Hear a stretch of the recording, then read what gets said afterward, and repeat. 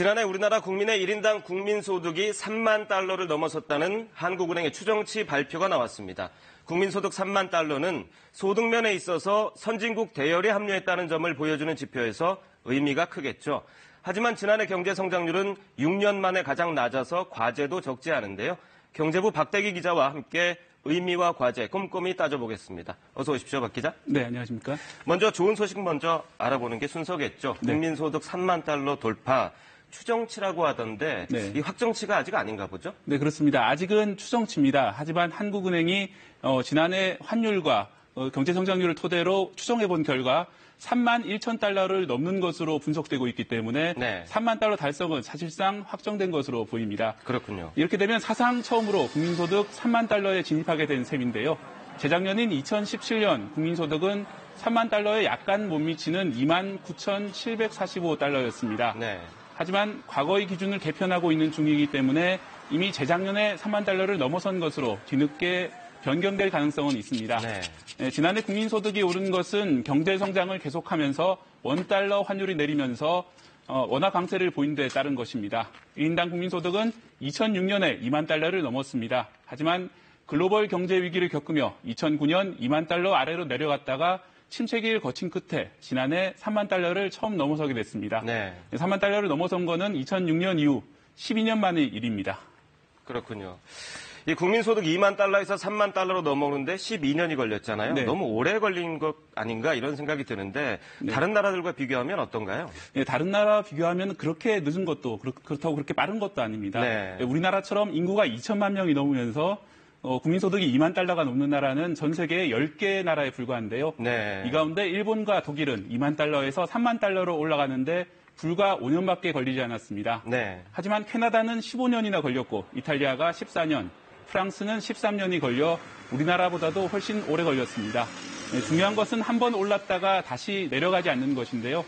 스페인의 경우에는 한때 3만 달러를 돌파했다가 재정 위기를 겪으면서 우리나라보다 국민소득이 낮아졌습니다.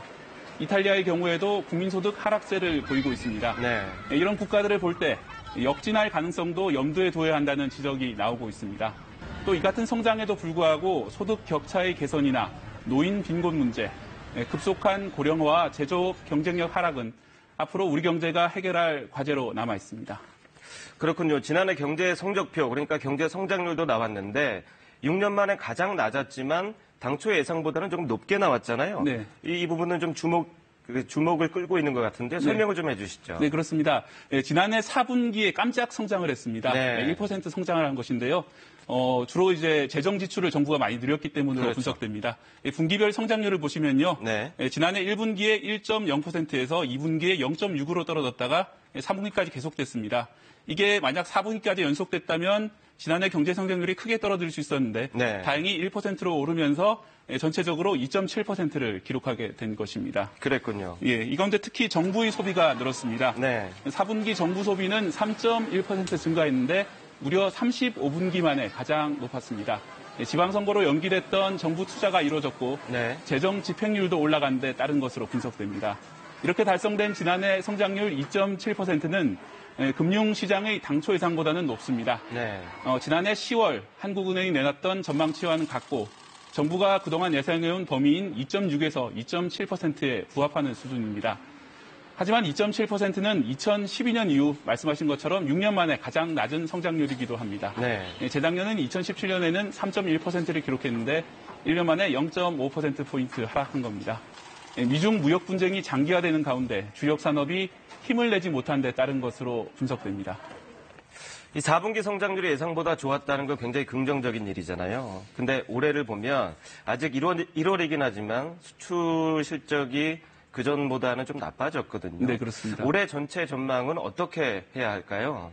네, 일단 한국은행은 2.7%로 지난해와 똑같은 정도의 수준을 기대를 하고 있습니다. 네. 하지만 이틀 뒤에 새로 발표할 전망에서 수치가 낮아질 수 있습니다. LG경제연구원이나 현대경제연구원 같은 민간 연구소들은 지난해보다 다소 낮은 2.5% 성장을 전망하고 있습니다. 네. 일단 대외 여건이 만만치 않습니다. 중국의 지난해 경제 성장률이 6.6%로 발표됐는데요. 28년 만에 최저치입니다. 올해는 이보다 낮은 6.3% 수준일 거라는 전망도 나옵니다. 네. IMF도 올해 세계 경제의 성장률 전망을 당초 3.7%에서 3.5%로 0.2%포인트 낮췄습니다.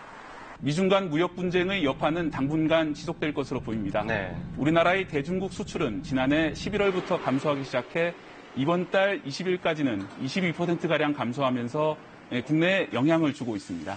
수출의 중심축인 반도체도 지난달 8.3% 감소한 데 이어 이번 달에는 30% 가까이 급감했습니다. 그렇군요. 네, 정부도 재정을 투입해 경기 부양에 나설 방침이지만 2.7% 달성을 위해서는 다양한 노력이 필요해 보입니다. 박대희 기자 오늘 소식 잘 들었습니다.